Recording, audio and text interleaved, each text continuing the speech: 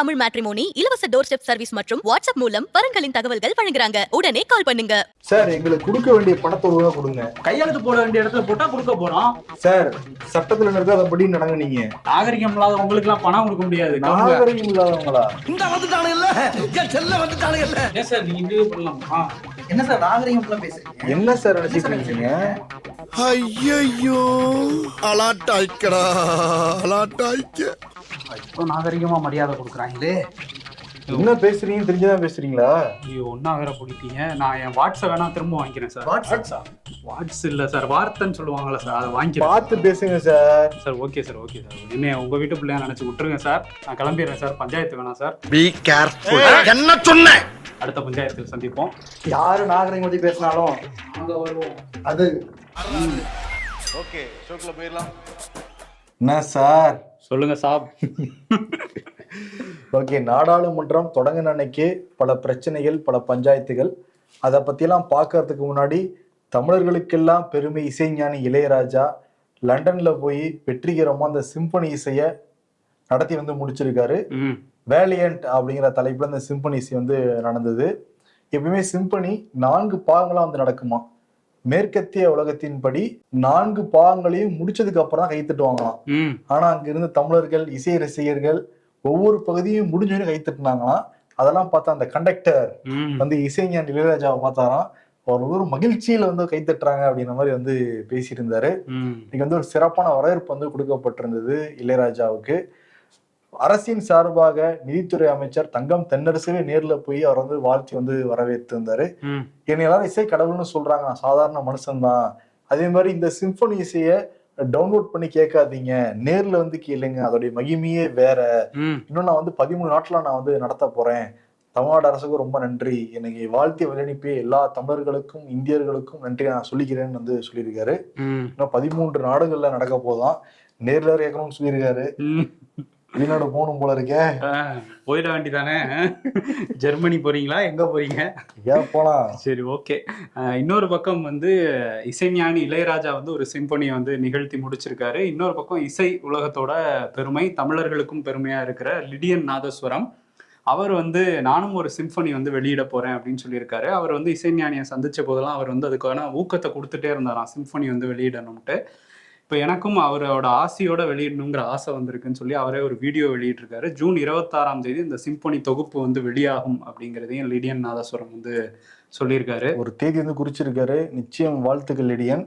நான் வந்து அந்த பேசலாம் வாங்கன்னு சொல்லிட்டு பாரதி பாஸ்கர் மேடம், பட்டிமன்ற ராஜா சார், விகடன் நேர்களுக்காக நிறைய ப்ரோக்ராம் பேட்டி எடுப்பாங்க. அந்த மாதிரி லிடியன் வந்து பேட்டி எடுத்துட்டு இருந்தாங்க.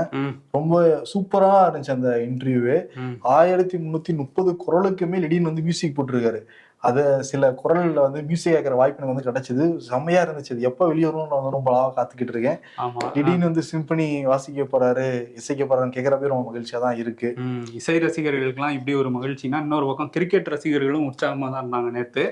என்ன அப்படின்னா, 2013 தோனி தலைமையில அந்த சாம்பியன்ஸ் டிராஃபியை இந்தியன் டீம் ஜெயிச்சாங்க. இப்போ 12 ஆண்டுகள் கழிச்சு நேத்தும் வந்து இந்திய அணி நியூசிலாண்டை வீழ்த்தி அந்த சாம்பியன்ஸ் டிராஃபியை ஜெயிச்சிருக்காங்க.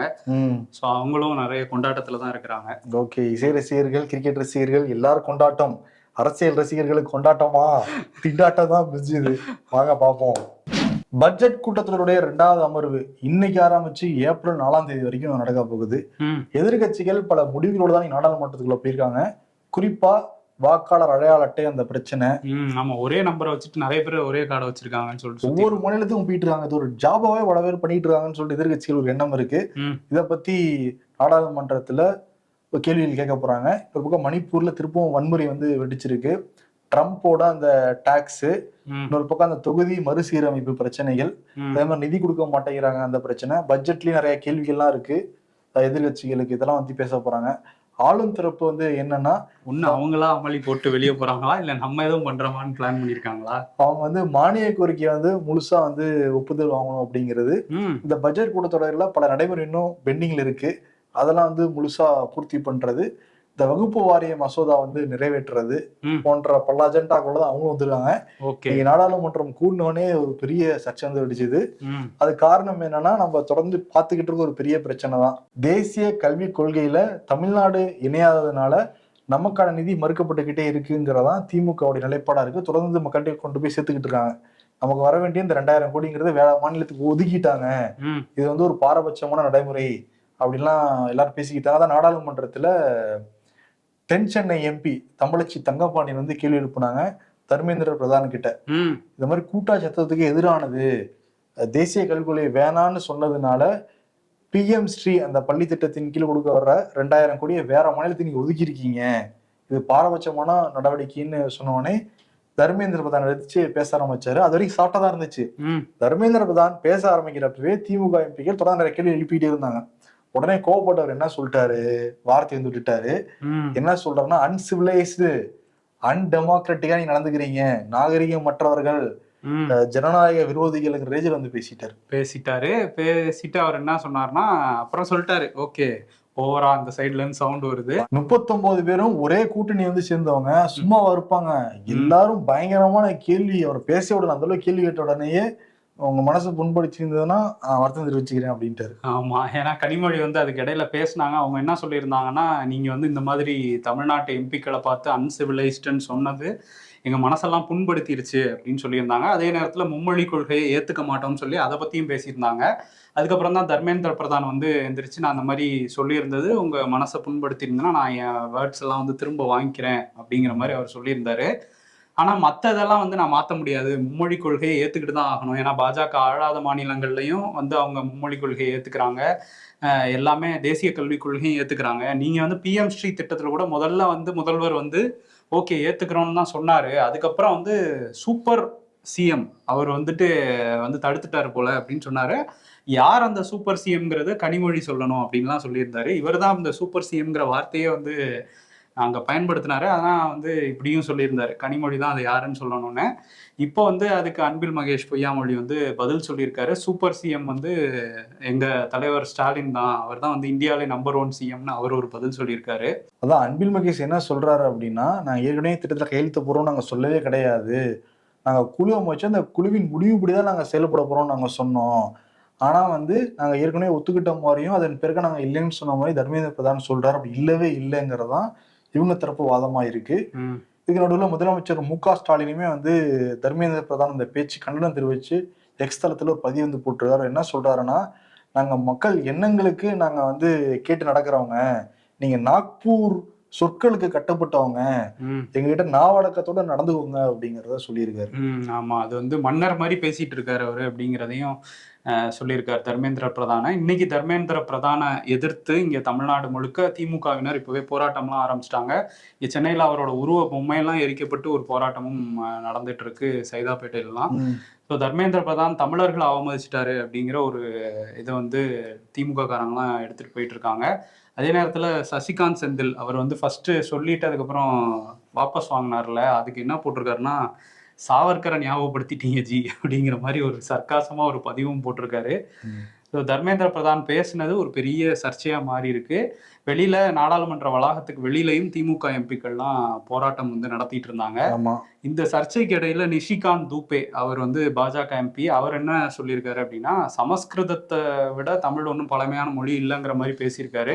ஏன்னா தமிழ்நாட்டில் உள்ள கோயில்கள் எல்லாம் வந்து சமஸ்கிருதத்துல தான் அர்ச்சனை பண்றாங்க. அப்படிங்கும்போது தமிழோட சமஸ்கிருதம் வந்து பழமையான மொழி, இவங்க சும்மா மொழியை வச்சுட்டு அரசியல் பண்றாங்கிற மாதிரி அவர் ஒண்ணு பேசினதும் சர்ச்சையா மாறி இருக்கு. ராஜ்யசபால திருச்சி சிவா, MM அப்துல்லா இவங்கெல்லாம் வந்து என்ன பண்ணிருக்காங்கன்னா, வஞ்சிக்காதே வஞ்சிக்காதே தமிழ்நாட்டை வஞ்சிக்காதேன்னு சொல்லிட்டு ஒரு கோரஸ் முழக்கங்களோட வெளியே வந்தாங்க. வி வாண்ட் ஜஸ்டிஸ் அப்படின்லாம் சொல்லிட்டு இருந்தாங்க. முதல் நாளே தமிழ்நாட்டை பத்தின டாபிக் தான் நாடாளுமன்றத்துல போயிருக்கு. ராஜ்யசபாவை பத்தி பேசணும். ராஜ்யசபாவோட தலைவர் ஜெகதீப் தன்கார், துணை குடியரசுத் தலைவரும் அவர் தானே.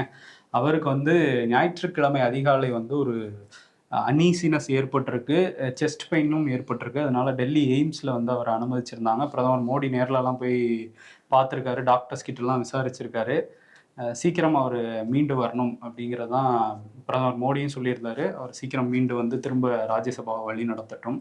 பல பொருட்களுக்கு GST வரியை நாங்கள் குறைக்க போறோம்னு சொல்லிட்டு நிதியமைச்சர் நிர்மலா சீதாராமன் சொல்லியிருக்காங்க. அப்படியா? நெசமாவா சொல்றீங்க? நீங்க நம்புறதுனால அதான் நெசம், அவங்க தான் சொல்றாங்க. இப்பயும் நம்ப முடியல. சரி, என்ன பண்ண போறாங்க? குறைக்கிறவங்க பார்க்கலாம். அதான் வந்து காங்கிரஸுடைய மூத்த தலைவர் ஜெயராம் ரமேஷ் என்ன சொல்றாருன்னா, முதல்ல நீங்க குறைக்கிறது இருக்கட்டும், முதல்ல நீங்க எளிமைப்படுத்துங்க, குறைந்த தண்டனைக்கு உட்பட்டதா நீங்க வந்து மாத்துங்க. அதை நிறைய வரி இருக்கிறதுனால மக்கள் எல்லாம் குழம்பி போயிருக்காங்க. ஒரு பாப்கார்ன் எடுத்துக்கிட்டா 3 வகையான வரி எல்லாமே இருக்கு. தலைமை பொருளாதார ஆலோசகரே சொல்லியிருக்காரு 100% வரைக்கும் நாங்கள் ஜிஎஸ்டி போடுறோம்லாம் சொல்லியிருக்காரு. அவரோட வாக்குமூலமே கொடுத்துருக்காரு. இந்த அளவுக்குலாம் மக்களை போட்டு வஞ்சிக்காதீங்க, கொஞ்சம் ஜிஎஸ்டி எளிமைப்படுத்துங்க, மக்களுக்கு புரியுற வகையில இதை நீங்க எடுத்துட்டு போங்க, கொஞ்சம் வரியெல்லாம் குறைங்க அப்படின்லாம் சொல்லியிருக்காரு. ஜிஎஸ்டி 2.0க்கு இன்னொன்னு என்ன குறிப்பிடுறாரு அப்படின்னா 2023 இந்த ஜிஎஸ்டி கட்டாம 18,000 போலி நிறுவனம் கண்டுபிடிக்கப்பட்டிருக்கான். ஓகே, வரி ஏய்ப்பு பண்ணிருக்காங்கன்னா 1 லட்சம் கோடிக்கு. 18,000 அதுல எத்தனை குஜராத்ல இருந்து தெரியல. 2023 2024 பாக்குறப்ப 2 லட்சம் கோடியா மாறி இருக்கு. அந்த மாதிரி நிறைய வரி ஏய்ப்பு ஏன் பண்றாங்கன்னா அளவு அதிகமா டாக்ஸ் பண்றதுனாலதான் வரி ஏய்ப்பு பண்றாங்க. நீங்க அளவா நீங்க போடுங்க அப்படின்ட்டு இருக்காரு அவரு. பாப்போம், ஜிஎஸ்டி குறைஞ்சதுன்னா உண்மையுமே ஏழை மக்கள் பயன்படுவாங்க. இப்ப நம்ம வந்து சம்பளம் நம்ம டாக்ஸ் கொடுக்குறோம், ஓகே. ஆனா என்னன்னா டாக்ஸ் ஸ்லாபுக்கு கீழே வர மக்கள் கூட எல்லா பொருட்களுக்கும் வரி கட்டுறாங்க. அது கொஞ்சம் கூட ஏத்துக்கிற மாதிரி இல்ல. மினிமமா நீங்க வைக்கலாம் 5%, 4%, 18%, 28%, 25%. பாப்கார்ன் வாங்கி சாப்பிட்டா அதுக்கு தனி % எல்லாம் வயிற்று அடி கூடாது ஏழை எளிய மக்கள்கிட்ட. ஆமா, அதனால வரியை பத்தி டிஸ்கஸ் பண்ணி ஒரு முடிவுக்கு வரணும். இன்னொரு பக்கம் வந்து மணிப்பூர் பிரச்சனை, அங்க குடியரசுத் தலைவர் ஆட்சியை அமலுக்கு கொண்டு வந்தாங்க. இப்போ அமித்ஷா வந்து ஒரு உத்தரவு போட்டிருந்தாரு. என்னன்னா, அங்கே பொது போக்குவரத்து தடைபட்டு இருந்தது. இவ்வளவு நாள் வந்து பப்ளிக் டிரான்ஸ்போர்ட் இல்லாம தான் இருந்தது. அது வந்து ஓகே ஓப்பன் பண்ணி விடுறோம் அப்படின்னு சொன்னதுனால குக்கி இன மக்கள் வந்து இன்னும் எங்க பிரச்சனைக்கு ஒரு அரசியல் தீர்வே கிடைக்கல, இதுக்கிடையில நீங்க பப்ளிக் டிரான்ஸ்போர்ட்டை ஓப்பன் பண்ணி விட்டீங்கன்னா அது இன்னும் மோசமாக தான் போகும். எங்கள் கிராமங்களுக்கு ஈஸியாக மெய்த்தி மக்கள், மெய்த்தி இன கிளர்ச்சியாளர்கள் வருவாங்க, வந்து எங்கள் மேலே தாக்குதல் கூட நடத்தலாம். அதை தாண்டி எங்களுக்கு அரசியல் தீர்வு வேணும், ஒரு சொல்யூஷன் கிடைச்சதுக்கு அப்புறம் தான் இதெல்லாம் நீங்கள் பண்ணணும் அப்படின்னு வந்து சொல்லியிருந்தாங்க. இல்லை அப்படின்னு சொல்லிட்டு சிஆர்பிஎஃப் வீரர்கள் பாதுகாப்போட முன்னாடி ஒரு வண்டி பின்னாடி ஒரு வண்டியோட நடுவில் அந்த கவர்மெண்ட் பஸ் வந்து போகிற வீடியோ காட்சிகள்லாம் வெளியிட்டிருந்தாங்க மணிப்பூர் அரசு சார்பில். அதாவது குடியரசுத் தலைவர் ஆட்சி நடக்குதுல, அவங்களே வெளியிட்டிருந்தாங்க. இப்போ என்னன்னா, குக்கி மக்கள் வாழ்கிற அந்த கங்போக்பி அப்படிங்கிற மாவட்டத்துக்குள்ள பேருந்துகள் வந்து போகும்போது ஒரு பெண்கள் நிறைய பேர் சாலை மறியல் பண்ணி பேருந்து போகக்கூடாது, இது தேவையில்லை, முதல்ல ஒரு தீர்வை எட்டுங்க அப்படின்லாம் சொன்னாங்க. உடனே சிஆர்பிஎஃப் வீரர்கள் கண்ணீர் புகை குண்டு வீசுறது, அவங்கள கலைக்கிறதுல இறங்கிட்டாங்க. இதனால அங்கே இன்னொரு வன்முறை வந்து வெடிச்சதுல ஒருத்தர் வந்து இந்த போராட்டக்காரங்களில் ஒருத்தவங்க வந்து உயிரிழந்திருக்காங்க, நிறைய பேர் வந்து காயமடைஞ்சிருக்காங்க. இதெல்லாம் தாண்டி அந்த பஸ்ஸை வந்து நாங்கள் கொண்டு போவோம்னு சிஆர்பிஎஃப் வீரர்களுக்கும் இவங்களுக்கும் ஒரு மோதல் வந்தது. ஒரு பெரிய வன்முறையாக மாறினதுனால மணிப்பூரில் பல மாவட்டங்கள்லையும் நாங்கள் வந்து கடையடைப்பு போராட்டம் நடத்த போகிறோம்னு சொல்லி குக்கி மக்கள் வந்து கடையடைப்பு போராட்டத்தை அறிவிச்சிருக்காங்க. ஸோ இன்னும் நிலைமை மோசமாயிருக்கு மணிப்பூரில் அப்படிங்கிறது தான். ஆமாம், இப்போ குடியரசுத் தலைவர் ஆட்சி நடந்துட்டு இருக்கிறதுனால மணிப்பூருடைய பட்ஜெட்டை நிதியமைச்சர் நிர்மலா சீதாராமன் நாடாளுமன்றத்தில் தாக்கல் செய்வாங்கன்னு சொல்கிறாங்க. பொறுத்திருந்து பார்க்கலாம். இன்னொரு பக்கம்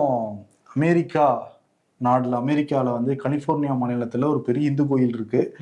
அந்த இந்து கோயிலுடைய மதில் சுவரில் இந்தியாவுக்கு எதிரான வாசகம் வந்து எழுதப்பட்டிருக்கான்.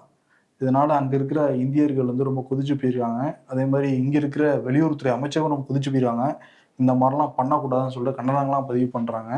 ஓகே, அந்த மாதிரி நிச்சயம் பண்ணிடக்கூடாது, அதுக்கெல்லாம் உடனடியாக கவுண்டர்லாம் கொடுக்குறாங்க அவங்க. அதே மாதிரி இந்தியர்கள் கைவிலங்கிட்டு கூட்டிகிட்டு வந்தாங்க இங்கே, அதெல்லாம் சாதாரணமாக வந்து எடுத்துக்கிறாங்க போல இருக்கு. மதில் சுவர்னா தான் கடும் கோவம் வரும், விலங்கெல்லாம் பெருசாக எங்களுக்கு கோவம் வராது. ஆஸ்திரேலியாவில் பாலேஷ் தங்கர் அப்படிங்கிற ஒரு நபர் இருந்திருக்காரு. இவர் வந்து ஓவர்சீஸ் ஃப்ரெண்ட்ஸ் ஆஃப் பிஜேபி அப்படிங்கிற ஒரு குழு வச்சு அந்த குழுவுக்கு தலைவராக இருந்திருக்காரு. அங்கே ஆஸ்திரேலியாவில் உள்ள இந்து மத கவுன்சிலுக்கு தலைவராகவும் இருந்திருக்காரு. இவர் என்ன பண்ணிட்டு இருந்திருக்காருன்னா, பெண்களுக்கு பாலியல் வன்கொடுமை செய்யறதையே இவர் வந்து பல காலமாக பண்ணிட்டு இருந்திருக்காரு. அது வெளிச்சத்துக்கு வந்தது 2018. அப்போவே கைதெல்லாம் செஞ்சாங்க. இப்போ அவருக்கு தீர்ப்பு கொடுத்துருக்காங்க நீதிமன்றம். என்னெல்லாம் பண்ணியிருக்காரு அப்படின்னா, 39 வழக்குகளில் இவர் வந்து சிக்கியிருக்காரு. அதில் 13 பாலியல் வன்கொடுமை வழக்குகள் இருக்கு. 17 வீடியோ ரெக்கார்டிங்ஸும் இவர்கிட்ட இருந்து எடுத்திருக்காங்க. அதை வீடியோவாகவும் எடுத்து வச்சு இதெல்லாம் பண்ணியிருக்காரு. இவரோட வேலை என்னவா இருந்திருக்குன்னா, இவர் வீட்டுக்கு பக்கத்தில் உள்ள ஒரு ஹோட்டலில் பாரில் வந்து உட்காந்துக்கிட்டு அங்கே வர பெண்களுக்கு வேலை வாங்கி தரேன்னு சொல்லி அவங்களுக்கு மயக்க மருந்து கொடுத்து ஏமாற்றி அந்த ஹோட்டல்லே வச்சு இவர் வந்து பாலியல் வன்கொடுமை பண்ணியிருக்காரு. 2014 பிரதமர் மோடி வந்து அங்கே போனப்ப சிட்னியில் அமோக வரவேற்பு கொடுத்தது இவர் தான். தொடர்ச்சியாக பாஜகவுக்கு ஆதரவான ஒரு நிலைப்பாட்டிலே இருந்திருக்காரு. இப்போ மோடியோட எடுத்துக்கிட்ட ஃபோட்டோ, பாஜக நிர்வாகிகளோட இருந்ததெல்லாம் போட்டு எதிர்கட்சிகள் நிறைய கேள்விகளை பிரதமர் மோடிக்கு வந்து கேட்டிருக்காங்க. ஆனால் பதில் ஒன்றும் இல்லை. இப்போ நீதிமன்றம் இவருக்கு என்ன தீர்ப்பு கொடுத்துருக்காருன்னா, 40 ஆண்டுகள் சிறை, அதில் 30 ஆண்டுகள் வரையும் இவர் வந்து பரோலில் வெளியே வர முடியாது அப்படிங்கிற ஒரு கடுமையான தண்டனை தான் கொடுத்துருக்காங்க. ஓகே, நம்ம உள்ளூரில் தான் பார்த்துக்கிட்டு இருந்தோம். பாஜக பிரமுகர்கள் இந்த மாதிரி பாலியல் குற்றச்சாட்டுக்கு உள்ளாகி ஜெயிலுக்குள்ள போறத வெளிநாடுகள்லயும் இதான் பண்ணிருக்காங்கிறது இந்த மாதிரி செய்தியில இருப்பதான் நமக்கு தெரியுது. ஆமா, உள்ளூர்ல அதுல ஒரு சின்ன வித்தியாசம். உள்ளூர்ல வந்து ஜெயிலுக்கு போவாங்களாங்கிறது ஒரு கேள்விக்குறியா இருக்கு. ஏன்னா பிரிஜ்பூஷன் சரண் சிங் இன்னும் வெளியே தான் சுத்திக்கிட்டு இருக்காரு, முன்னாள் பாஜக எம்பி. இந்த மாதிரி அங்க வெளிநாட்டுல இப்ப தீர்ப்பு வந்திருக்கு. வெளிநாடுகள நீதி கிடைக்குதுங்கிறீங்க. இங்க வந்து காவல்துறை விரைவா விசாரிச்சு அதை நீதிமன்றத்துக்கு எடுத்துட்டு போனாதானே, அவங்களே தாமதப்படுத்திக்கிட்டு இருக்காங்க. ஓகே, நீதிமன்றத்துல வந்து திறனை கொடுத்து சரி பொறுத்து பார்ப்போம். நீதிமன்றத்து மேல நம்பிக்கை இருக்கு, காவல்துறை மேலதான் இந்த மாதிரி விவகாரங்கள்ல மக்களுக்கு நம்பிக்கை இல்லைங்கிறது தெரியுது. இன்னொரு பக்கம் என்னன்னா அரசாங்க மருத்துவமனைகள் மீதும் மக்களுக்கு நம்பிக்கை இல்லாம போய்கிட்டு இருக்கு. அது எங்கன்னா மாப்பி மத்திய பிரதேசம் மாண்டாலா மாவட்டத்துல வந்து அரசாங்க மருத்துவமனை இருக்கு. அதுல குழந்தைகள் பிரிவுல சும்மா அந்த வீடியோ கிளிப்ல பார்த்தா நமக்கு அதிர்ச்சியா இருக்கு. அது அரசாங்க மருத்துவமனையா அல்லது ஏதாவது எலிகள் காப்பகமா அப்படிங்கிற மாதிரி இருக்கு. எலிகள்னு சொல்ல பிரிச்சா ரேஞ்சில் இருக்கு. மனிதர்களோட அதுக்குதான் அதிகமா சுத்திட்டு இருந்துச்சு. ஒருத்தர் படுத்து தூங்கிட்டு இருக்காரு, அந்த கட்டப்பையில இருக்கிறதெல்லாம் போட்டு சாப்பிட்டுக்கிட்டு இருக்கு, சுத்தி வருது. அந்த அரசாங்க மருத்துவமனை நிர்வாகத்தை என்ன சொல்றாங்கன்னா, கட்டுப்படுத்தவே முடியல எங்கனால, அது உங்களை கடிக்கலன்னு சந்தோஷப்படுங்க அப்படிங்கிறாங்க. இதெல்லாம் ஒரு பதிலா சர்க்காசம் வேற சொல்றாங்க. அங்க யூபில இந்த மாதிரி எலிகள் வந்து பார்த்து சாப்பிட்டதெல்லாம் பார்த்தோம். பெரிய பிரச்சனையெல்லாம் ஆச்சு யூபியில மருத்துவமனையில. அதேதான் மாப்பிலையும் நடந்துகிட்டு இருக்கு. முதல்ல இந்த மாப்பில ஊப்பியில் இருக்கிற இந்த பெருச்சாளிகளை முதல்ல வந்து கட்டுப்படுத்தணும் அந்த மாநில அரசாங்கங்கள். எலிகளை, இந்த பெருச்சாளிகள் இருக்கிறதுனால மக்களுக்கு பல துன்பங்கள்லாம் இருக்குல்ல, அதை மாநில அரசாங்கமே கட்டுப்படுத்தினாதான் சரியா இருக்கும். இன்னொரு பக்கம் ராஜஸ்தான்ல சிஎம்ஆ இருக்காருல்ல பஜன்லால் சர்மா, அவர்கிட்ட ஒரு கேள்வி கேட்டிருக்காங்க பத்திரிகையாளர்கள்லாம் சந்திக்கிறாரு. அவர்கிட்ட என்ன தர்மேந்திர பிரதான் கூட சந்திக்கிறாரு. இவரும் சிஎம் இவர் சந்திக்கிறாரு. இவர் என்ன சொல்றாருன்னா, உங்களோட ஃபேவரட் ஆக்டர் யாரு அப்படின்னு கேட்டா நரேந்திர மோடி ஜி அப்படின்னு சொல்லிட்டு போயிட்டு இருக்காரு. ஆனா சொல்லலைன்னா கோச்சு பாரு, எவ்வளவு கெட்ட போடுறாரு அவரு. ஓடுறாரு. போன டைம் பாத்தீங்கன்னா வச்சுக்கோங்க, உத்தரகாண்ட் போனப்போ கெட்ட போட்டிருந்தாரா. இதே இந்த சிங்கங்கள் பாதுகாக்க போறோம், அங்க ஒரு கெட்ட போட்டுருந்தாப்ல. போட்டோகிராஃபர் ட்ரெஸ்ஸை போட்டுருந்தாரா. எத்தனை கெட்ட போட்டுட்டு இருக்காரு, யாரோட கெட்ட போடுவா. தசாவதார கமலஹாசன் நடிகரோட கெட்ட போட்டு நம்ம பார்த்துருக்கோம். அதெல்லாம் தாண்டிட்டாரு எப்பயோ ஜி. மீட் பண்ணவே முடியாது. மணிப்பூர்லயும் ஒரு கெட்ட போட்டாரு, ஆனா இந்த வன்முறைக்கு அப்புறம் அங்க வந்து போகிறதே இல்லை. இதுலதான் அதுக்கு பவன் கேரா என்ன சொல்றாரு, காங்கிரஸ் அவர் நல்ல நடிகரா தான் இருந்தாரு, இப்ப கொஞ்சம் ஓவர் ஆக்டிங் பண்றாருல அப்படின்னு அவரும் சர்க்காசம் பண்ணியிருக்காரு. மத்திய அமைச்சர் எல் முருகன் அவர் வந்து திரும்பியும் அதுதான் சொல்றாரு, மும்மொழி கொள்கையை தமிழ் மக்கள் ஏத்துக்கிறாங்க, திமுக அரசு மட்டும்தான் ஏத்துக்க மாட்டேங்குதுன்னு. அதுக்கு கனிமொழி வந்து டெல்லிக்கெல்லாம் போகும்போது எனக்கு ஹிந்தி பேசாத ஒரு பெரிய பிரச்சனையாவே இல்லைன்னு சொல்றாங்களே அப்படிங்கிற கேள்வியை பத்திரிகையாளர்கள் கேட்டதுக்கு அதெல்லாம் அவங்களுக்கு ஹிந்தி தெரியும் அப்படின்னு சொல்லியிருக்காரு எல் முருகன். அவருக்கு வந்து ஹிந்தி தெரியாதுன்னு நினைக்கிறேன், ஏன்னா வந்து அவரும் டெல்லியில தானே இருக்கிறாரு. அவருக்கு ஒன்றும் பிரச்சனை இருக்கா?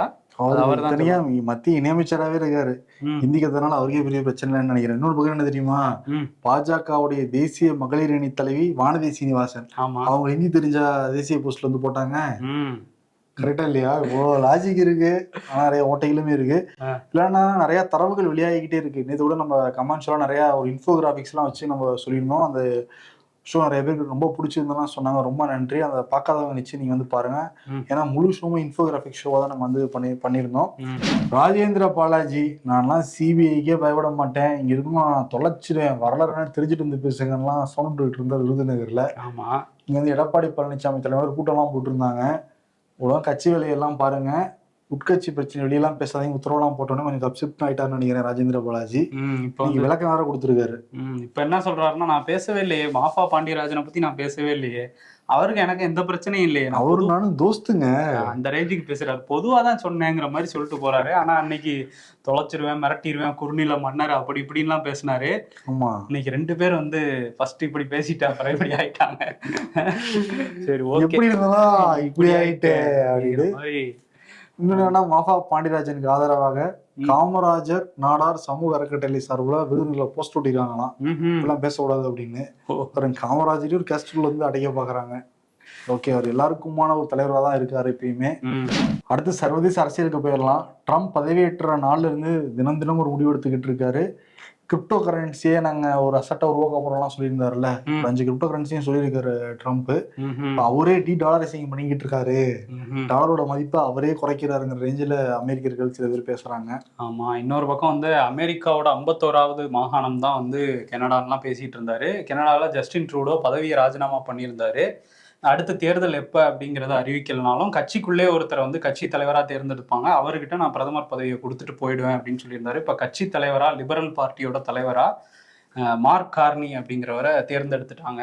அவர் வந்து இப்போ இனிமே பிரதமரா இருப்பாரு தேர்தல் வரையும் அப்படின்னு எதிர்பார்க்கலாம். அவர் வந்து என்ன சொல்றாருன்னா, நம்மளோட நாட்டோட வளம் எல்லாத்தையும் வந்து சுரண்ட பாக்குது அமெரிக்கா, ஆனா ஒரு நாளும் வந்து நம்ம அதுக்கு இடம் கொடுக்க மாட்டோம், இது வந்து தனி நாடாக தான் நம்ம செயல்படுவோம்லாம் சொல்லி அவரும் பேசியிருக்காரு. இன்னொரு பக்கம் உக்ரைன் ரஷ்யா போர் வந்து இன்னும் உக்கிரமாக மாறி இருக்கு. ஏன்னா வந்து ரஷ்யா பயங்கரமான தாக்குதல்களை 2 நாளாக வந்து நடத்திட்டு இருக்காங்க உக்ரைன் மேலே. அதுலேயும் வந்து குறிப்பாக அந்த டொனட்ஸ்க் அப்படிங்கிற அந்த மாகாணத்தில் நடந்த தாக்குதலில் கிட்டத்தட்ட 23 பேர் வந்து கொல்லப்பட்டிருக்காங்க. நூற்றுக்கணக்கானவங்க வந்து படுகாயம் அடைஞ்சிருக்காங்க. ஏவுகணை தாக்குதலை தொடர்ந்துக்கிட்டே இருக்கு ரஷ்யா.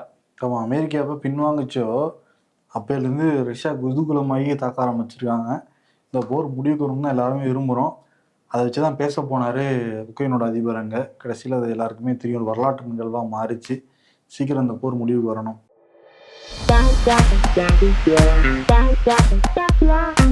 என் கெஸ்ஸிங் கரெக்டாக இருந்தா நான் கெஸ் பண்ணுறது எல்லாமே தப்பு தான். இந்த கெஸ்ஸிங் எனக்கு ரொம்ப பிடிச்சிருக்குது. சன் அடின்னு அடிக்குது மக்களை. ரொம்ப அடிக்கிறான்டா இவன் அப்படின்றாங்க. ஆமாம், வெயில் காலம் ஆரம்பிச்சிருச்சு. நிறைய மாவட்டங்கள் இப்போ சதம்லாம் போட ஆரம்பிச்சிருச்சான். ஆமாம், வெயில் உக்கிரமாகிட்டு. அதனால நம்ம டீஹீட் ஆகாமல் பார்த்துக்கணும் நம்ம உடம்ப.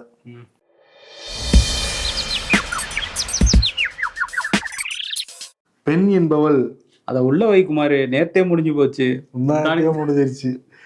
பதவி இல்லை என்றதும் கட்சிக்கே துரோகம் செய்தவர் தான் OPS எடப்பாடி பழனிசாமி. முதல்வர் பதவி கிடைச்சதும் அந்த பதவியை வழங்கியவர்களுக்கு துரோகம் செஞ்சவங்களும் இருக்காங்க தலைவரேன்னு சொல்றாங்க. அது யாரு? வேற யாரு? அண்ணன் தான். இதோ வந்துட்டேன். தர்மேந்திர பிரதான் நிதி ஏன் கொடுக்க மாட்டேங்கிறீங்க அப்படின்னு கேட்டா ஒரு தரவோட டேட்டாவோட எடுத்து சொல்லலாம். அதை விட்டுட்டு அன்சிவிலைஸ்டா இருக்கீங்க, நீங்க அன்டெமோக்ராட்டிக்கா இருக்கீங்க அப்படிங்கிறதெல்லாம் நாடாளுமன்றத்துல ஒரு மாண்புமிகு அவையில் வந்து சொல்லிட்டு கடைசியில எம்பிக்கள் குரல் கொடுத்த உடனே இல்ல உங்களுக்கு புண்பட்டுச்சுன்னா வருத்தம் தெரிவிச்சுக்கிறேன், தமிழ்நாட்டு மக்கள்லாம் அப்படி நான் சொல்லவே இல்லை, இங்க இருக்கிறவங்க நான் சொல்லவே இல்லைங்கிற மாதிரி வந்து சொல்லியிருக்காரு. பேக் அடிச்சிருக்காரு. அவர் வந்து ஒடிசாவை சேர்ந்தவர். ஒடியா மொழி நிலை என்ன ஆச்சு அப்படின்னு பாத்தீங்களான்னு அன்பில் மகேஷ் வந்து கேள்வி கேட்டிருக்காரு. அதுக்கு பதில் சொல்லுவாரான். அதை பத்தி எனக்கு கவலை இல்லை, எனக்கு தேவை மும்மொழி கொள்கை, அவ்வளவுதான் அப்படிங்கிற மாதிரிதான் அவரோட ஆட்டிடியூட் இருக்கு. அதான் என்னன்னா உங்க வீட்டு பிள்ளையா நினைச்சு அப்படிங்கிற ரேஞ்ச் தான் அவரோட பாடி லாங்குவேஜ் இருந்துச்சு. நாடாளுமன்றத்துக்குள்ளாரே வெளியில இருந்து தான் சொல்றாரு. பிரஸ் மீட் கேட்க பிரஸ் மீட்லயும் அதான் சொல்றாரு அவரு. இல்ல நான் இதான் நான் சொன்னேன், அதை அப்பவே நான் சொல்லிட்டேன்ல, பின் வாங்கிக்கிறேன் அந்த வேர்ட்ஸ், அந்த அவருக்கு வாட்ஸ் அது இல்ல, வாட்ஸ்அப் பின்னாடி வாங்கிக்கிறேன் பின் வாங்கிக்கிறேன் இருக்காரு. இல்ல 2026 நெருங்கிட்டு இருக்குன்னு யாராவது சொன்னதுக்கு அப்புறம் வாங்கிட்டாரான்னு தெரியல. ஓகே, அந்த அளவுக்கு டைம் இருக்க மாதிரி தெரியல. ஏன்னா எம்பிக்கு எல்லாமே போன்லாம் வெளியே வச்சுட்டு தான் போனோம். சரி ஓகே, பரமாத்மா எதுவும் சரி ஓகே டெலிபதியில சொல்லிட்டு போற நினைக்கிறியா? சரி, அதனால உங்க வீட்டு பிள்ளையா நினைச்சு அதுக்கப்புறம் நீங்களே ஃபீல் பண்ணிக்கோங்க. ஓகே, நன்றி. மகன் அல்லது மகளுக்கு வரன் பாக்குறீங்களா? ரொம்ப பிரைவசியா வரன் அமைத்து தர இலவச டோர் ஸ்டெப் சர்வீஸ், வாட்ஸ்அப் வசதி என பல புதிய சேவைகளை வழங்க காத்திருக்கிறது உங்கள் தமிழ் மேட்ரிமோனி. இன்றே தொடர்பு கொள்ளுங்கள். ஆனந்த விகடனில் வெளியான சூப்பர் டூப்பர் ஹிட் தொடரான வீரயுக நாயகன் வேல்பாரி இப்போது ஆடியோ ஃபார்மேட்டில் உங்கள் விகடன் பிளேயில். இப்போவே விகடன் ஆப்பை இன்ஸ்டால் பண்ணுங்க. பிளே ஐகானை கிளிக் பண்ணி வேல்பாரி கேளுங்க.